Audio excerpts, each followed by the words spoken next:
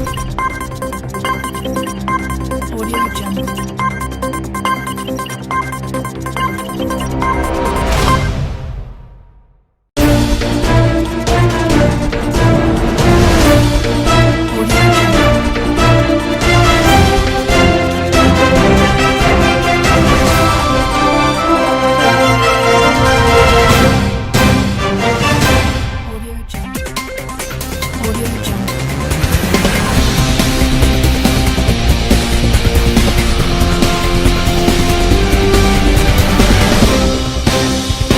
Audio Jungle. Audio Jungle. Greetings, doctor. My name is Kritika Balasandru and my metric number is 285673. As for the group assignment, we have chosen food and hunger as our topic and food insecurity in sub-Saharan African countries as our case study. Without further ado, I start my presentation, which is the introduction of our assignment. Food and hunger issues continue to be great concerns for policymakers, researchers, advocates, and individuals globally. Due to the crisis, millions of people now face a lack of access to basic nutrition and are seeing a rise in food insecurity. Around 10% of people worldwide are affected by world hunger. Between 2019 and 2022, there was an increase of 150 million people who are undernourished, an issue mostly brought on by conflict, climate change, and the COVID-19 pandemic. More than 345 million people experiencing severe food insecurity in 2023, more than twice as many as in 2020. Other than that, the impact of food insecurity extends beyond the individual level and affect the society. Poor health outcomes such as lower tolerance for disease and infection resistance can result from not enough food access. In turn, this causes rising healthcare expenses and a decline in productivity. Additionally, a lack of food may result in political turmoil and social unrest. So the next part is the background of the study, and our case study is based on the food insecurity in sub-Saharan African countries. Food insecurity and hunger might not be a serious issue for certain countries, but it is a crucial issue for sub-Saharan African countries. Statistics show that since 2015, food insecurity has worsened in sub-Saharan African countries, and that threat posed by COVID-19 and the conflict between Russia and Ukraine have made matters worse. World food production has risen more quickly than population growth over the last 3 decades. However, more than 830 million people globally suffer physical food insecurity in 2018 and 2019, primarily in South Asia and Sub-Saharan Africa. Food insecurity still remains as a serious issue, especially in African nations, despite years of consistent attempts to boost the production and quality of the world's food supplies. Even after getting food assistance from the foreign agencies, many African countries still struggle with undernourishment. That's all from me. Now I pass to the next person. Thank you.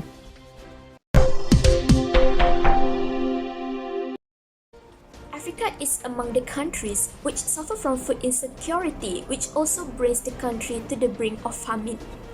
There are many factors contributing to African food insecurity, and one of the most influential factors is climate change. Africa is a country that warms faster than the rest of the world, which affects the most important source of human needs, water. This results in a condition of high water stress, leading to prolonged droughts and affecting the crop production in agricultural area. When there is a low production in agricultural area, there will be a high dependency on food imports. The biggest conflict of all time in Africa is in August 1998, when the war in the Democratic Republic of Congo erupted and it led to starvation and disease-related deaths of more than 2.7 million people.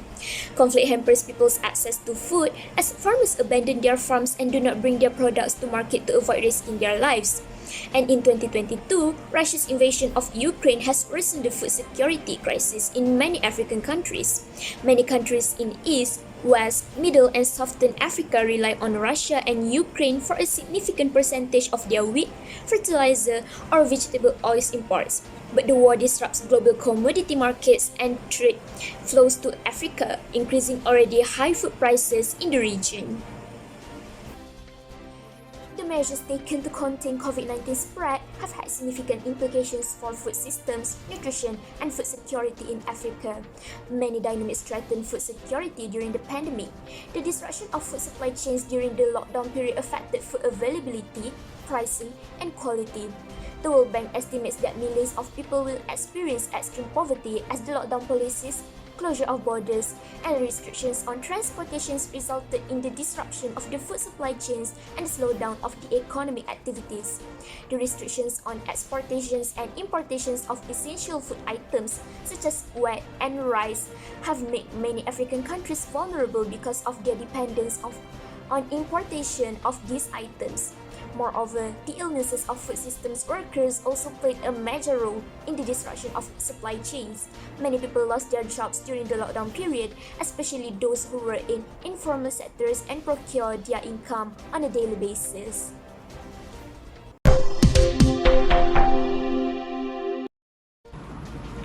As for theoretical approach, we will be discussing on neoliberalism and dependency theory for food security in Africa.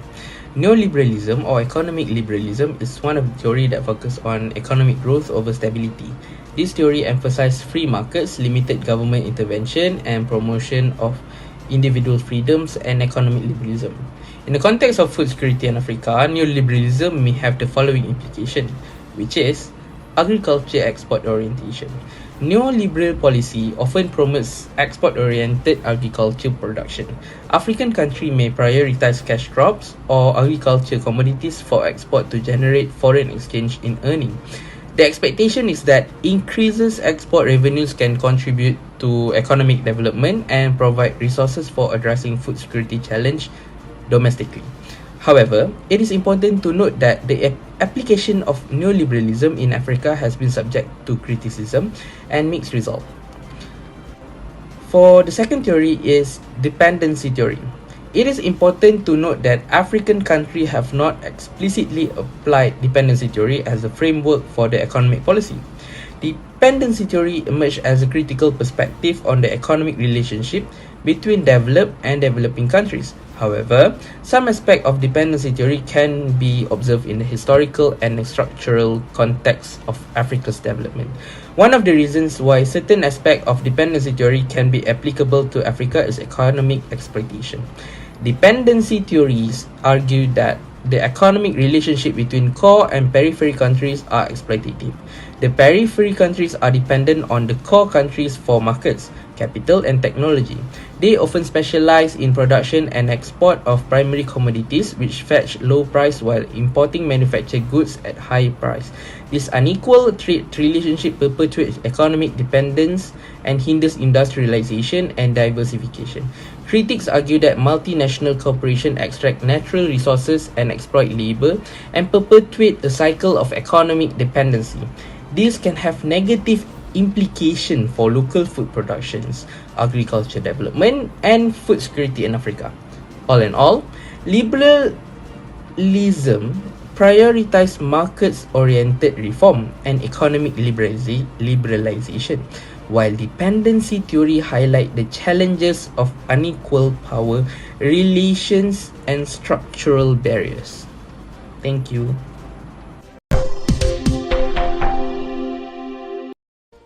Among the three major developing regions of the world, Sub-Saharan Africa is by far the most disadvantaged. Even worse, for most of the past several decades, its status has largely been getting worse. Its agriculture could be more productive and the amount of food available per person has been dropping. The country's surroundings and natural resource base, which are marked by the water shortages, soil erosion, food shortage, primitive agriculture methods, and woefully inadequate infrastructure are typically unfriendly for sustainable farming.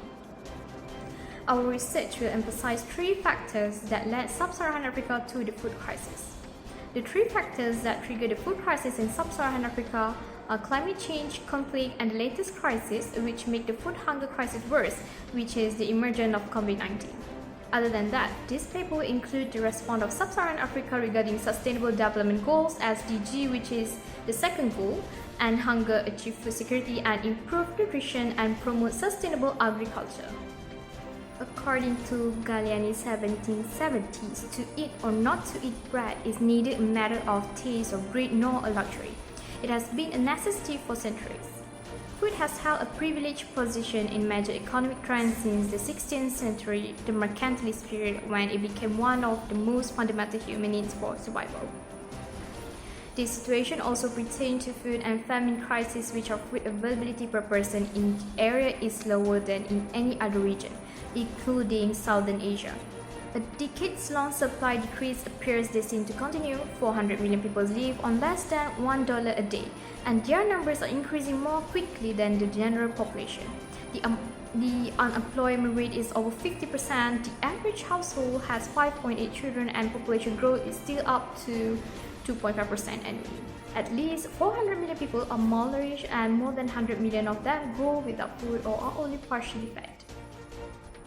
Meanwhile, according to the International Food Policy Research Institute, they initiated comparative research on urban and rural food insecurity in the late 1990s.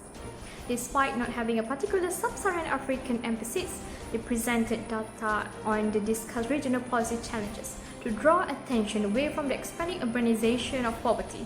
This campaign highlighted the severity of urban food insecurity. This research is important to spread awareness about the food and hunger crisis, but instead of focusing on an urban area, this research supposedly covers sub-Saharan Africa as a whole.